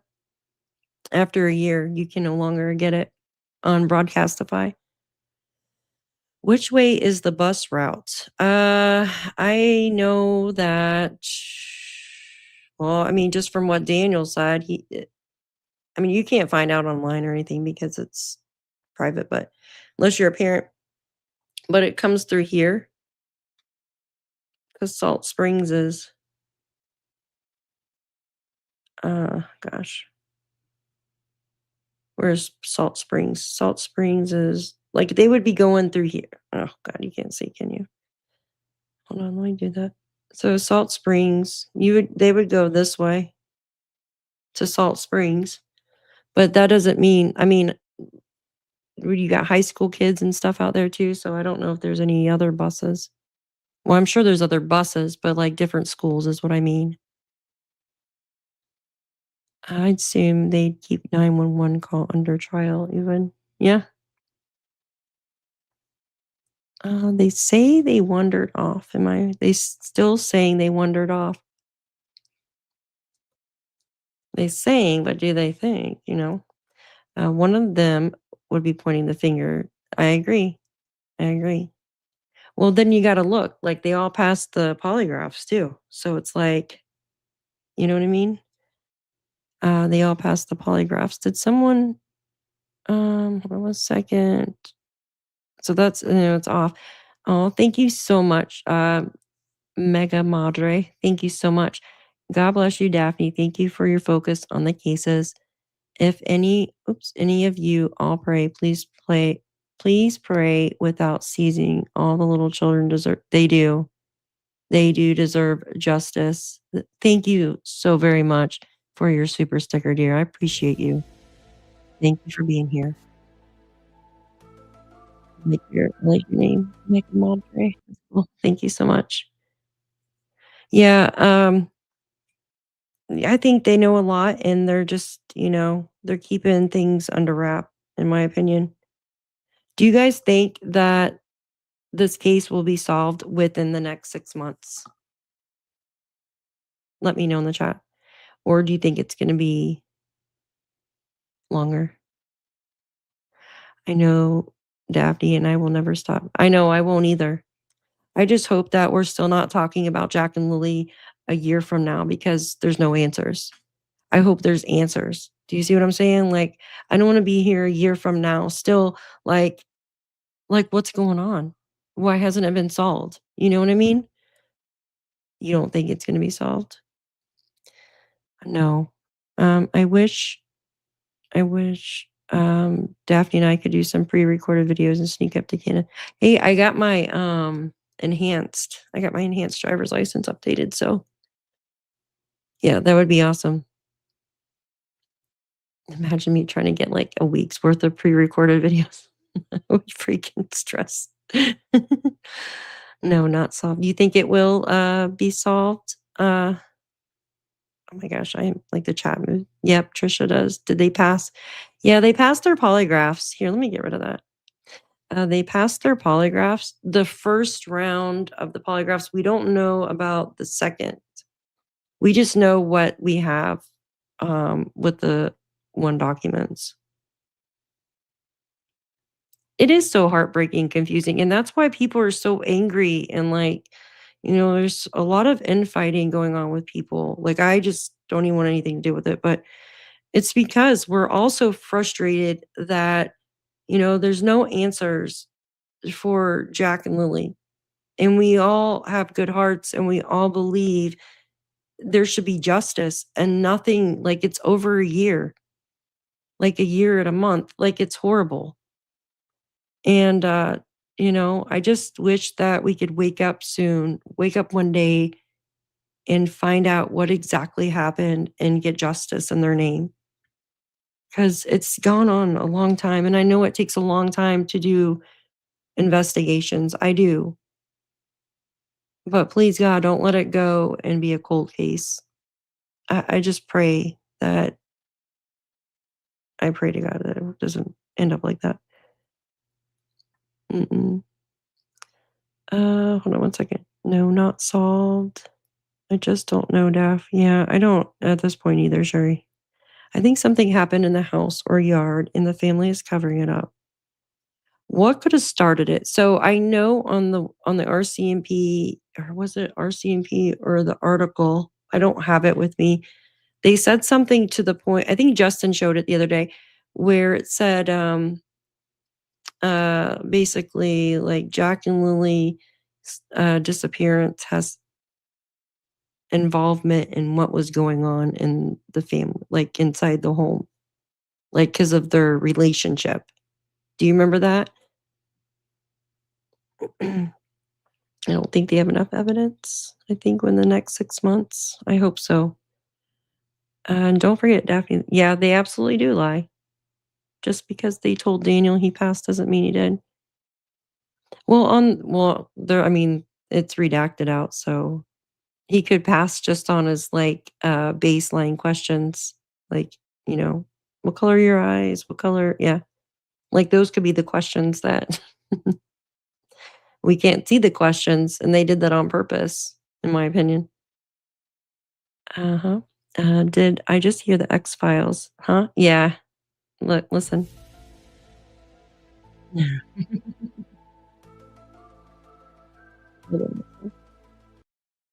Hi, spare time. No matter what, justice will never truly be served. As a Canadian, our justice system always works. I wasn't going to say anything, but the state of New York that I live in, I am really disgusted in it. I'm not going to go into detail, but my son's young, and he was trying to dissipate a fight, an argument, like it was last year, and the guy, the just a piece of shit, out of nowhere just gets up and like hits my kid, and out of nowhere, like my kid didn't even see it coming, and fell and busted his head open, like the back of his head. He had to get staples, and I don't even like to talk about it because it makes me so freaking mad. And like I get a call, like I had to go to the hospital. I had to freaking drive like over an hour to get there, and the guy was supposed to be a minimum in jail for 2 years. And the other day, my kid calls, I think I saw so and so, and I'm like, what? So I called the correctional facility, and they let that piece of shit out of freaking jail already. And I'm like, are you freaking kidding me? Like, so this person can go and just attack anybody, and then you let them out of jail early. That's how our New York is. It's very, very lenient on criminals. It's horrible. And now we're dealing with that, and it's just really stressful. It's sad. And of course, like, we're also like pissed off and sad, and like there's so many emotions going on right now because of it. And there's nothing you can do because the justice system is so lenient. It's horrible. I mean, different states are different, but it's just sad. I listened briefly about the blanket in a different chat. Someone commented a blanket was found in a tree, but elsewhere, I think it was a B and came from one of the Malaya's friends. I wish I knew. Oh, Shelby, I think her name is, or one of them were talking about the blanket in the beginning. Yeah, she said that she didn't see it in the tree, but she saw it in the railing. So I guess after they got it out of the tree or something, if that makes sense. It takes less than a week to go through a black box forensically in a vehicle. Thank you. But more than a day though. More than a day. Yeah, there's definitely answers. Okay. It might be longer, but they will get yeah. I hope so. I hope I need some positive like thoughts right now. Not solved for at least another year. I hope not, Dodie. No, maybe after DM trial, which could be in 8 months. Depends on DM plea. I don't think they will ever be solved, sadly, but I certainly hope I'm wrong. Yeah, same. Liars. I couldn't imagine lying so much. Like, it's crazy to me. Like, I guess, um, I don't know. Like, you have to keep it straight with the other 2 people on the property. I mean, you got one that's not speaking at all, so and you got 2 that are just talking away. There will be charges coming, but not to put them away for the rest of their lives. I think if you do something to children or hurt anybody like that, like, you need to be put away forever. Forever. You should not be let out at all. Like, because you don't change. They don't change. Mhm. I agree. Same here, Daphne. I hope we're not in the year without justice. I hope not either, you guys. Yeah, Justin's positive. I hate YouTube ads more. I'm sorry. More than kidnappers. Yeah, me too. I got YouTube Premium. Like, I hate paying $13 a month, but like, the ads are so annoying. I don't think the children's bodies will be recovered, but Daniel will be. I hope they are, and that's the thing. Like, if I pray that they are, so they can. I don't know. Like, they deserve that. You know. Hey Janie. Hey Janie, will you do a voice analysis if I pay for it? All you have to do is speak. Lord knows you can do that. Taka. She's actually funny. If this case wasn't so serious, like, she's actually funny. Like, she could be on Saturday Night Live with her, like, just being normal. Not kidding. I was thinking everything going on and come out for wintertime. I just hope so, you guys. Like, a lot of you are very positive, and then a lot of you are like me, where it's like, kind of like, well, I mean, some days I'm positive, some days I'm just depends, I guess. Malaya leaving. Yeah, I don't like that. I don't like that at all. Like, I don't know. Like, I would have slept in like an SUV or something by the end of the road. Or like stayed with like, I don't know, maybe not with family right there, but I mean, you could have left at night and then came back. You know what I mean? I just don't understand not searching. I feel that will be solved hopefully sooner than later. I'm hoping that when Dee goes back to court and things, I hope so. I do. An argument amongst the dogs could have triggered the dogs on the property to go into attack mode. I don't know if I still. The only way I dismiss the dogs is because, like, there's 2 children. Like, if there was 1, like, maybe. And then also, like, I think it would be I mean, I don't know. Covering it up, covering that up, There's 2. I mean, not just 1, but, I mean, they didn't bring cadaver dogs in until 5 months later, but I think if someone, like, passed away, like, they would still be able to, like, smell the area, like, catch a scent for that. Like, in the sound too, the sound would travel, like, the scream oh god, I don't even wanna think about it. Mhm. Well, that's the thing too, like, at first, I was like, "Oh my gosh," I thought the kids did just walk off, And then when you add in like financial issues, you add in relationship issues and other stuff about like relationship stuff and control issues. What was the other stuff? The kid's not going to school for 41 days. They just drugs, like everything added in, then you know it's not a good situation because a lot of these cases are the same. They all have the same blueprints, if that makes sense. The cases do. Like the same exact blueprints. Yeah. Yeah, guys, it's bad. Daniel said he was investigating into 401 math. Hi, Tina. Good to see you. I'm from England, but wake up every day with Jack and Lilly. I do too. I do too. I think about them every day. Like when I like, oh my gosh. Well, I've been dreaming again, but when I'm doing a lot of these videos, I have like nightmares sometimes about shit, about the cases. It's crazy. It's bullshit. Canadian laws are California and New York law. Yeah, they're horrible. California is even worse than we are. They're very lenient. It's really sad, you know, like, come on, when people like do shit like that, they need to pay. Do they really think that law enforcement aren't going to scrutinize this timeline? I mean, they are professionals. Yeah. It's crazy. We need to be way more aggressive and violent. I agree. And I think it would freaking stop if we were, you know? All right, you guys. So I want to just show you this really quick. Hi, Wolf Moon. Good to see you. Good to see you, dear. All right, one more time. Oops, out of stage. How do we think?